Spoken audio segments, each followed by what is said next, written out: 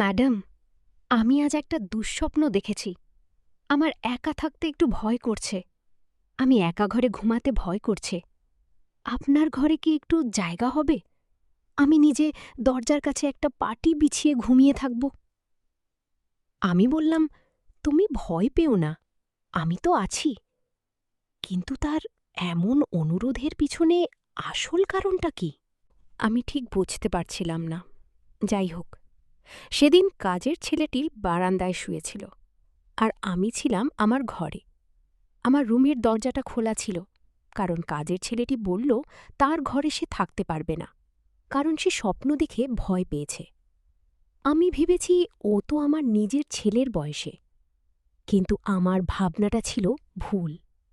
আমি কাজের ছেলেটিকে বলেছি, তুমি বারান্দায় ঘুমাও, আমি রুমের দরজা খোলা রাখব, আর তোমার খেয়াল রাখো। কিন্তু তুমি ভয় পেলে আমাকে ডাক দিও। কিন্তু আমি রুমের দরজা খোলা রেখে কখন যে ঘুমিয়ে গেলাম তা বলতেই পারব না।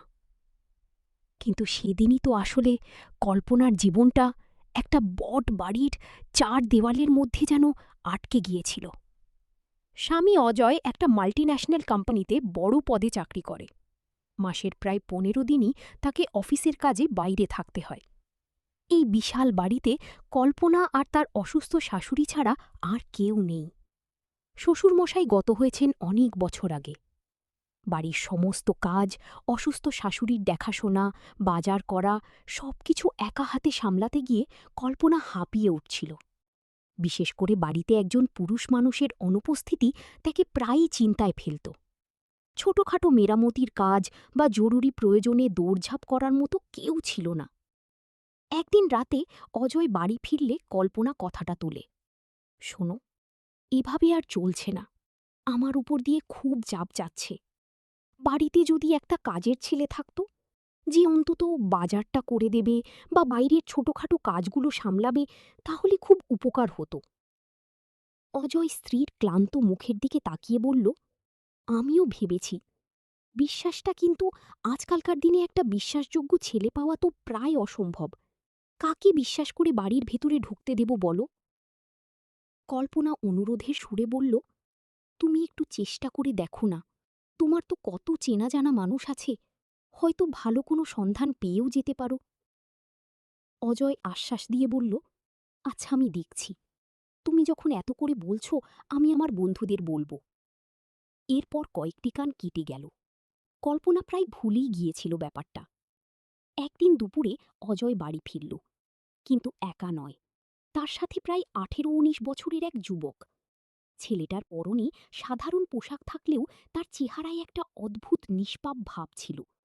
লম্বা ফর্সা, টানা টানা চোখ। প্রথম দর্শনে তাকে কোনোভাবেই কাজের ছেলে বলে মনে হচ্ছিল না।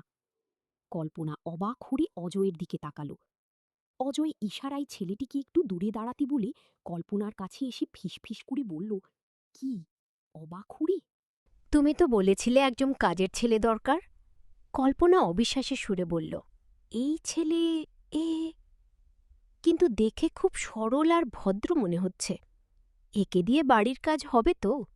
অজয় হাসল। ওর বাইরের চেহারা দেখে বিচার করো না। ছেলেটার জীবনটা খুব কষ্টের। আমার এক বন্ধুর ভাতিজা, নাম সিফাত। ছোটবেলায় ওর বাবা মা দুজনেই মারা গেছে।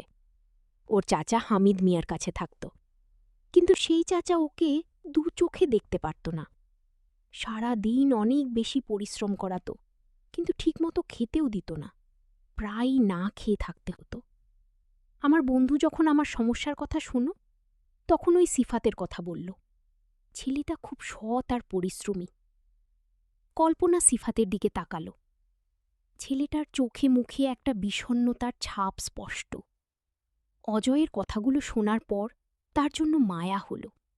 সে অজয়ের দিকে তাকিয়ে বলল, ওর নাম কি?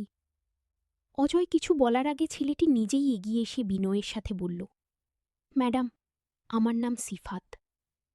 তার গলার স্বর ছিল শান্ত আর গভীর। কল্পনা জিজ্ঞেস করল, তুমি কি কি কাজ করতে পারো? সিফাত দ্বিধা না করে উত্তর দিল, আমি রান্না থেকে শুরু করে ঘর পরিষ্কার, বাজার করার সব কাজই করতে পারি ম্যাডাম। আমাকে শুধু দুবেলা খেতে দিলেই হবে। আর কোনো কিছুর প্রয়োজন নেই আমার। তার কথা শুনে কল্পনা আরও অবাক হল। এত অল্প বয়সী একটা ছেলে, অথচ তার কথাগুলো কত গোছানো আর পরিণত মনে হচ্ছিল। জীবনের কষ্ট তাকে সময়ের আগেই বড় করে দিয়েছে। অজয় সিফাতের কাঁধে হাত রেখে বলল, আজ থেকে এটাই তোমার বাড়ি।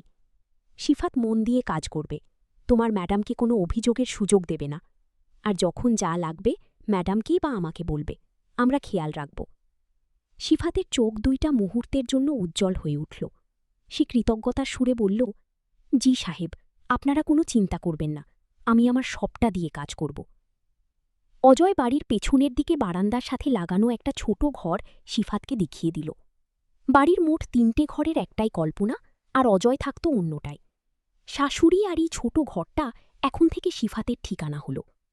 কল্পনা নতুন এই সদস্যকে নিয়ে কিছুটা দ্বিধা এবং কিছুটা কৌতূহল নিয়ে নিজের ঘরে চলে গেল। তার মনে হচ্ছিল এই শান্তশিষ্ট ছেলেটার পেছনে হয়তো আরও কোনো গল্প লুকিয়ে আছে। সিফাত খুব দ্রুতই বাড়ির পরিবেশের সাথে নিজেকে মানিয়ে নিল। সকালবেলা ঘুম থেকে উঠেই সে ঘরদূর পরিষ্কার করা শুরু করত। তারপর অসুস্থ শাশুড়ির জন্য গরম জল করে দেওয়া, তার ঘরের টুকিটাকি কাজ গুছিয়ে রাখা, সবই করত পরম যত্নে। কল্পনা শাশুড়িও ছেলেটাকে খুব পছন্দ করতে শুরু করলেন। তার মুখে প্রায়ই সিফাতের প্রশংসা শোনা যেত। একদিন সকালে কল্পনা রান্নাঘরে চা বানাচ্ছিল। হঠাৎ পেছনে কারোর উপস্থিতি টের পেয়ে সে চমকে ঘুরে দাঁড়াল। দেখল সিফাত দরজার কাছে চুপ করে দাঁড়িয়ে আছে। কল্পনা কিছুটা বিরক্ত হয়ে বলল, কি ব্যাপার, এইভাবে নিঃশব্দে এসে দাঁড়িয়েছ কেন? কিছু বলবে তো? সিফাত মাথা নিচু করে বলল, ম্যাডাম, আপনার আর কষ্ট করতে হবে না, আজ থেকে রান্নার দায়িত্বটা আমাকে দিন, আপনি শুধু বলে দেবেন কি রান্না হবে। কল্পনা অবাক হয়ে বলল, তুমি রান্নাও করতে পারো? সিফাত মৃদু হেসে বলল, জি ম্যাডাম, পারি। চাচির বাড়িতে সব রান্নাই আমাকে করতে হতো। সেদিন সিফাত রান্না করল। দুপুরে অজয় খেতে বসে প্রথম গ্রাস মুখে দিয়েই বলল, বাহ, আজকে রান্নাটা তো অসাধারণ হয়েছে, কি করেছে? কল্পনা মুচকি হেসে বলল, তোমার নতুন কাজের ছেলে সিফাত। অজয় প্রশংসার চোখে সিফাতের দিকে তাকাল, যে তখন খাবার পরিবেশন করছিল। সত্যি তোমার হাতে জাদু আছে সিফাত, খুব ভালো রান্না হয়েছে। প্রশংসা শুনে সিফাতের মুখটা লজ্জায় লাল হয়ে গেল। সে শুধু বলল, ধন্যবাদ সাহেব। এভাবেই দিন কাটতে লাগল। সিফাত যেন বাড়ির একজন সদস্য হয়ে উঠল। তার আচরণ, কথা বলার ধরন এবং কাজের প্রতি নিষ্ঠা দেখে কল্পনার মনের সব দ্বিধা কেটে গিয়েছিল। সে বুঝতে পারছিল অজয় একদম সঠিক মানুষকে বাড়িতে এনেছে। সিফাত শুধু একজন কাজের ছেলেই ছিল না, তার মধ্যে ছিল এক ধরনের গভীরতা যা কল্পনাকে ভাবাত। সে খুব কম কথা বলত, কিন্তু যখন বলত তার প্রতিটি কথাই থাকত পরিপক্কতার ছাপ। কল্পনা মাঝে মাঝে লক্ষ্য করত সিফাত কাজ করতে করতে হঠাৎ উদাস হয়ে যেত, শূন্য দৃষ্টিতে তাকিয়ে থাকত, যেন সে গভীর কিছু ভাবছে। কল্পনার জানতে ইচ্ছে করত এই অল্প বয়সে তার মনে এত কিসির যন্ত্রণা, কিন্তু সে কখনোই নিজে থেকে কিছু জিজ্ঞেস করত না, কারণ সে ছেলেটার ব্যক্তিগত হস্তক্ষেপ করতে চায়নি। সিফাত কল্পনার খুব খেয়াল রাখত। কল্পনা কখন চা খাবে, কখন তার কী লাগবে, সব কিছুই তার নখদর্পণে থাকত। কল্পনা অসুস্থ শাশুড়ির সেবা যত্ন নিয়ে যখন ক্লান্ত হয়ে পড়ত, সিফাত এসে বলত, ম্যাডাম, আপনি কি বিশ্রাম করুন, আমি মায়ের কাছে বসছি। মা ডাক্তার শুনে কল্পনার বুকটা কেমন করে উঠত। সিফাত তার শাশুড়িকে মা বলেই ডাকত। এই ছেলেটার ভেতরে স্নেহ, মমতার, শ্রদ্ধাবোধের কোনো কমতি ছিল না। কল্পনার মনে হতে লাগল সিফাত শুধু এই বাড়ির কাজের ছেলেই নয়, তার চেয়েও বেশি কিছু। সে যেন ওই শূন্য বাড়ির একটা অবলম্বন হয়ে উঠছে। কিন্তু মনের কোনো এখন একটা অজানা আশঙ্কাও কাজ করত। এত ভালো মানুষ কি সত্যি হয় নাকি? এই ভালো মানুষের আড়ালে অন্য কোনো রহস্য লুকিয়ে আছে। দিনগুলো বেশ শান্তি দিয়েই কাটছিল। অজয় আবার অফিসের কাজে ১ সপ্তাহের জন্য ঢাকার বাইরে গেল। যাওয়ার আগে সে সিফাতকে বিশেষভাবে বলে গেল বাড়ির দিকে খেয়াল রাখতে। প্রথম ২ দিন কোনো সমস্যা ছাড়াই কেটে গেল। তৃতীয় দিন রাতে খাওয়ার পর কল্পনা তার ঘরে শুতে গেল। শাশুড়ি আগেই ঘুমিয়ে পড়েছিলেন। চারদিক নিস্তব্ধ, শুধু চিনি পোকার ডাক শোনা যাচ্ছে। কল্পনার কিছুতেই ঘুম আসছিল না। অজয়ের জন্য মনটা কেমন করছিল। রাত তখন প্রায় ২টো বাজে। হঠাৎ কল্পনার ঘরের দরজায় মৃদু কাবার শব্দ হল। এত রাতে কি হতে পারে? কল্পনার বুকটা থক করে উঠল। তো বাড়িতে নেই, তাহলে কে? ভয়ে ভয়ে সে বিছানা থেকে নামল। দরজার কাছে গিয়ে ফিস ফিস করে জিজ্ঞেস করল, কে? বাইরে থেকে সিফাতের গলা ভেসে এলো, ম্যাডাম, আমি সিফাত, দয়া করে দরজাটা একটু খুলুন। কল্পনা আরও অবাক হল, এত রাতে সিফাতের কি দরকার? সে কিছুটা দ্বিধা নিয়ে দরজাটা সামান্য খুলল। আবছা আলোয় দেখো সিফাতের মুখে স্পষ্ট আতঙ্কের ছাপ। তার কপালে বিন্দু বিন্দু ঘাম জমেছে। কি হয়েছে সিফাত? এত রাতে তুমি এখানে? সব ঠিক আছে তো? কল্পনার গলার স্বরে উদ্বেগ ঝরে পড়ল। সিফাত কাঁপা কাঁপা গলায় বলল, ম্যাডাম, আমি একটা খুব খারাপ স্বপ্ন দেখেছি। আমার খুব ভয় করছে। আমি ওই ঘরে একা থাকতে পারছি না। কল্পনা বুঝতে পারছিল না কি বলবে। একটা 18-19 বছরের ছেলে স্বপ্ন দেখে ভয় পেয়েছে, এটা শুনে তার হাসিও পেল আবার মায়াও হল। সে বলল, কি স্বপ্ন দেখেছ? আমি বলতে পারবো না ম্যাডাম, কিন্তু আমার বুকটা এখনও কাঁপছে, কিছুতেই ঘুম আসছে না। সিফাতের গলার স্বর অসহায় শোনাচ্ছিল। একটু থেমে সে আবার বলল, ম্যাডাম, আপনি তো আমার বড় বোনের মতো। আর যদি আপনার নিজের ভাইয়ের এমন অবস্থা হতো, আপনি কি তাকে একা ফেলে রাখতেন? আমি আপনার কাছে আর কিছু চাই না ম্যাডাম। আমি আপনার ঘরের দরজার বাইরে বারান্দাতেই থাকছি। আমার শুধু মনে হচ্ছে আপনার কাছাকাছি থাকলে আমার ভয়টা কমবে, আমি নিশ্চিন্তে ঘুমাতে পারব। সিফাতের কাতর অনুরোধ আর তার চোখের আকুতি দেখে কল্পনার মন গলে গেল। সে ভাবল, আহারে, ছেলেটা এতিম, হয়তো ছোটবেলার কোনো ভয়ানক স্মৃতি তাকে তাড়া করে ফেরে স্বপ্ন দেখে ভয় পেতেই পারে। সে দরজাটা পুরোটা খুলে দিয়ে বলল, আচ্ছা ঠিক আছে, ভেতরে এসো, এত ভয় পাওয়ার কিছু নেই, আমরা তো আছি। কল্পনা বলল, আমি দরজা খোলা রাখছি, তুমি বারান্দায় শুয়ে পড়ো। তারপর সিফাত ঘরের বারান্দায় বিছানা পেতে শুয়ে পড়ল। তারপর ম্যাডাম ঘরের ভিতরে শুয়ে পড়ল, আর সিফাত বারান্দায় শুয়েছিল। ঘরের দরজাটা খোলা ছিল, কারণ সিফাত ভয় পাবে বলে ঘরটা সম্পূর্ণ অন্ধকার না করে একটা ডিম লাইট জ্বালিয়ে রাখল। কিছুক্ষণ পর কল্পনা সিফাতকে জিজ্ঞেস করল, আচ্ছা সিফাত, তুমি ঠিক কি স্বপ্ন দেখেছিলে, আমাকে বলা যায়? সিফাত কিছুক্ষণ চুপ করে থেকে বলল, ম্যাডাম, স্বপ্নটা আমি আপনাকে বলতে পারবো না। যদি কিছু মনে না করেন, আমি আপনাকে অন্য একটা কথা বলতে চাই। কল্পনা কৌতূহলী হয়ে বলল, কি কথা? কিন্তু সিফাত আর কোনো উত্তর দিল না। কল্পনা ভাবল হয়তো সে ঘুমিয়ে পড়েছে। সেও আর কথা না বাড়িয়ে ঘুমানোর চেষ্টা করল। কিন্তু তার মনে একটা খটকা লেগে রইল। ছেলেটা কি এমন স্বপ্ন দেখল যা বলাও যায় না? আর সেই বা কি এমন কথা বলতে চাইল? সকালে ঘুম ভাঙার পর কল্পনা দেখল সিফাত ঘরে নেই। মেঝেতে বিছানাটাও পরিপাটি করে গোছানো। সে ঘর থেকে বেরিয়ে দেখল সিফাত এর মধ্যেই বাড়ির সব কাজ শুরু করে দিয়েছে। উঠোনের একপাশে বসে সে দেখছে পাতিল পরিষ্কার করছে। রাতের সেই ভীত অসহায় ছেলেটার সাথে সকালের এই কর্মঠ ছেলেটার কোনো মিল নেই। কল্পনাকে দেখে সে উঠে দাঁড়িয়ে মৃদু হাসল। কল্পনার মনে হল ছেলেটা সত্যি খুব অদ্ভুত। রাতে সে এমন আচরণ করেছিল যেন দুনিয়ার সব তাকে জাপটে ধরে আছে, আর এখন সে একেবারে স্বাভাবিক। কল্পনা রান্নাঘরে যেতে যেতে ভাবল, পরে একসময় ওকে স্বপ্নের ব্যাপারে জিজ্ঞেস করতে হবে।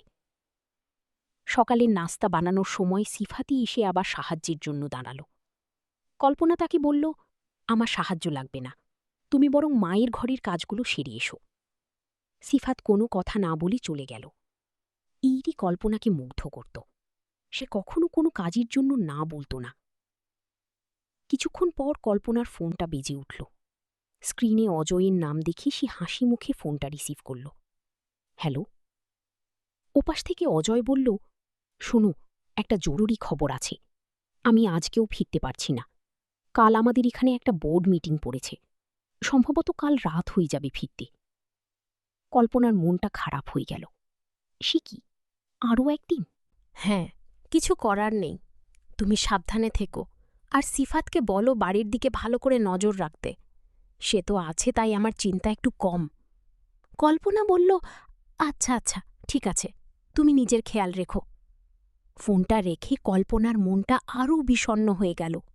আরও একটা রাত একা থাকতে হবে। দুপুরবেলা সিফাত বাজার করতে গেল। বাজার থেকে ফিরে দেখল কল্পনা রান্নাঘরে দুপুরে রান্না করছে। সে দ্রুত হাত মুখ ধুয়ে এসে বলল, ম্যাডাম, আপনি কেন কষ্ট করছেন? আমাকে বললেই তো পারতেন।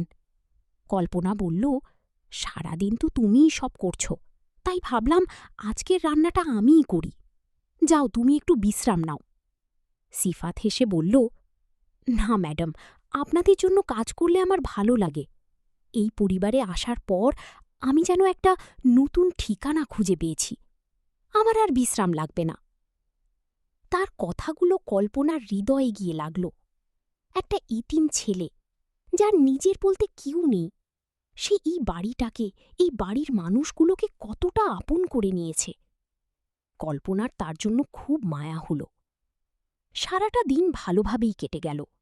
সিফাত নিজের কাজ নিয়ে ব্যস্ত ছিল, আর কল্পনা তার শাশুড়ির দেখাশোনা আর বই পড়ে সময় কাটাল।